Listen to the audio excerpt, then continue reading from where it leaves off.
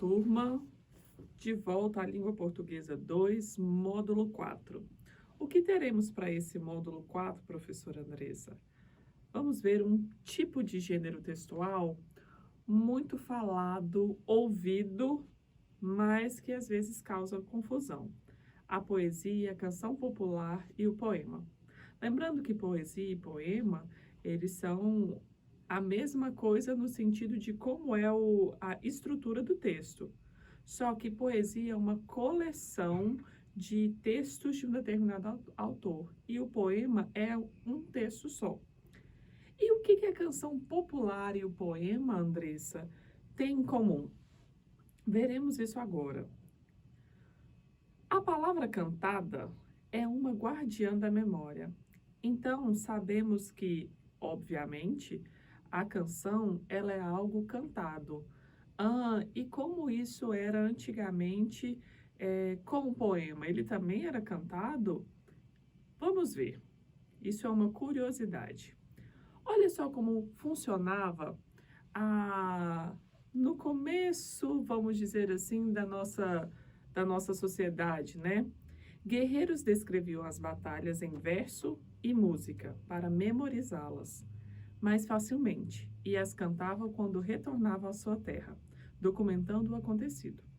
Poetas percorriam as aldeias cantando e contando suas inúmeras histórias, como maneira de renovar as lembranças e emoções de muitas gerações. Ora, vamos lembrar que se eu estou aqui no período inicial da minha sociedade, eu tenho poucas pessoas que têm o letramento, ou seja, que sabem escrever. E aí, o contexto social histórico, ele continua, ele está rolando ali atrás. E como que eu vou fazer para contar essas batalhas, esse marco histórico que eu tenho daquela sociedade? Através das canções. E essas canções são o quê? São uma espécie de poesia declamada. Mas como eu não sei escrever, eu vou fazer aquela memória se tornar conhecida por meio das canções. Então era isso que acontecia antigamente. Antigamente, que eu falo, não só lá no início da sociedade, porque isso perdura. Hoje, talvez, nós temos, assim, uma deficiência em questão cultural da nossa canção popular, porque não temos ouvido, talvez, muitas músicas no sentido de contar uma história de um contexto social da nossa época. Mas até 1960, 1970, isso era muito perspicaz, acontecia demais. Inclusive, muitos cantores brasileiros foram exilados devido a uma defesa de ponto de vista por meio da música, né? Lembrando de Caetano Veloso e Gilberto Gil, na época da Tropicália. Então, a música ali entre 1960, 1970, 1950, 60 e 70, foi um marco na nossa história. E era muito mais propício eu falar do que estava acontecendo por meio dessa música do que por algo escrito, ou escultura, ou desenho, ou arte plástica, né? Por exemplo. Agora, o que são as canções populares? As canções populares continuam sendo um meio de manifestação das pessoas a respeito das múltiplas questões que vivenciam no cotidiano. Foi isso que eu acabei de falar para vocês. Obviamente também que eu falar que em 2020 nós vivemos numa sociedade um tanto quanto diferente de outras décadas é normal. Hoje nós temos estilos musicais que são diferentes daqueles que as pessoas escutavam em outras décadas. Porém, entretanto, todavia, não deixam de passar o acontecimento daquela classe social, daquele grupo social. E eu vou citar um exemplo que talvez alguns de vocês escutem muito, o hip hop. Né? O rap, a batalha de rap é algo poético, trazido desde a época trovadoresca até os dias atuais. Então, eles falam sobre aquela classe, sobre aquele sistema que eles vivem, que para alguns é inexistente. Por quê? Porque é desconhecido, não faz parte da realidade. Mas a partir do momento que eu escuto aquela canção, aquela realidade, ela é existente para mim. Então, olha só que bacana e como é importante a canção popular.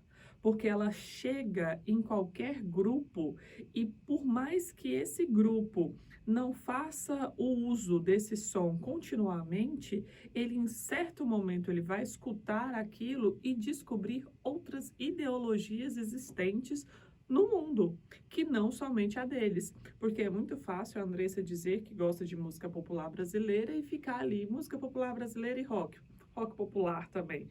Ok, mas e as outras? E os que permeiam por aí? Eu preciso também ter sabedoria e ter noção do que são outros contextos sociais que me rodeiam. Então, as canções populares, elas são letras de música, né, de canção, muito se assemelha ao poema, pois normalmente estrutura-se em estrofes com versos. Andressa, quando você fala em poema, já me vem à cabeça aquele conjunto de estrofes divididos em versos. O que são versos? Versos é cada linha do poema e o conjunto desses versos são as estrofes. E as músicas, elas são muito parecidas. Por quê? Porque elas trazem muito ritmo, algumas têm rima, como eu falei anteriormente, a batalha de rima das pessoas que cantam rap, né? Então, eles precisam fazer essa rima. Eu tenho, algum de vocês conhecem Caju e Castanha, que são dois repentistas, né, muito reconhecidos no Nordeste brasileiro, e eles fazem essa rima no momento que eles estão se apresentando. É claro que eles já têm um repertório, mas isso acontece também, alguma pessoa fala uma palavra ou uma ideia e em cima daquilo eles desenvolvem toda a sua canção. Então, é algo muito difícil, mas tem um reconhecimento de ser algo poético. Porque, além dos versos, possui métrica e faz uso de recursos expressivos, como figuras de linguagens, rimas e liberdade poética com vistas a favorecer o ritmo. Andressa, o que é essa liberdade poética que cabe, então, aos poemas e às canções populares? Essa liberdade poética quer dizer que eu posso e tenho a liberdade de fugir da minha gramática normativa. Então, dependendo, por exemplo, de uma canção, ao que eu quero passar para o meu público, eu posso usar o nós, vai, gramaticalmente é inadequado, porque nós sabemos que esse verbo ele precisa concordar com o meu sujeito, então teria que ser nós vamos. Mas dentro de uma poesia, dentro de uma canção popular, o autor ele pode utilizar esse recurso até para atingir o público, ou o público leitor, ou o público que irá escutar a sua música de uma maneira mais agradável. Então, ele tem essa liberdade poética. Carlos Drummond dizia em seu um poema assim, dê-me um pão, assim diz a boa gramática, mas, na verdade, me dá um pão, que é a língua do povo brasileiro. Ora, o que ele quis dizer aqui? Eu tenho uma colocação pronominal que pede-se dá-se um pão, porque início de frase começada com verbo, ela tem que vir com a colocação pronominal depois do verbo. Mas a gente dificilmente vai ver alguém chegando em uma padaria e dizer ao padeiro, dê-me um pão, por favor. Me dá o pão e vamos embora. Isso é permitido na nossa fala. Na nossa escrita, eu sou punido um pouco por isso, porque está inadequado em relação à gramática normativa. Agora, dentro da minha canção e dentro da minha poesia, eu tenho essa liberdade.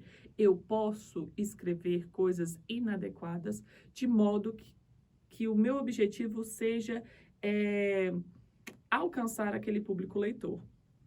Às vezes também eu faço isso como uma forma de crítica, né? Assim como eu falei para vocês dos cantores e artistas de 1960, que é chamado de Tropicália, eles faziam exatamente uma crítica ao sistema. E aí eu tenho aquele preconceito que o falar adequadamente parece algo muito burguês. E isso era uma crítica feita naquela época. Logo, vocês estão agora cientes que dentro de uma canção e de um poema, eu tenho essa liberdade de expressão. Pessoal, lembrando que é dentro desses gêneros textuais, tá? Outros gêneros textuais que nós já estudamos, eles não vão ter essa permissão. A gramática normativa, ela vai ser precisa. E na canção popular e no poema, eu tenho essa liberdade de escolher o jeito que eu vou escrever, tá? O que difere o poema da canção são a harmonia e a composição musical. Então, é lógico, dentro da canção, eu tenho essa harmonia, né? Que quem é músico sabe como coloca isso dentro das cifras, tem os instrumentos musicais, ele vai precisar encaixar exatamente dentro daquela nota musical para ter, assim, a sua melodia e a sua harmonia de forma que seja cantada. E as canções populares, talvez vocês estão pensando assim, se eu me recordo bem, tem Tonico e Tinoco, que faziam canções populares em relação, né, ao caipira, ao sertanejo, e aí são histórias bacanas e uma realidade de vida e de sociedade. Ela também é canção popular, mas talvez o nome remete só a isso. Não devemos esquecer que a canção popular é feita para qualquer tipo e estilo musical.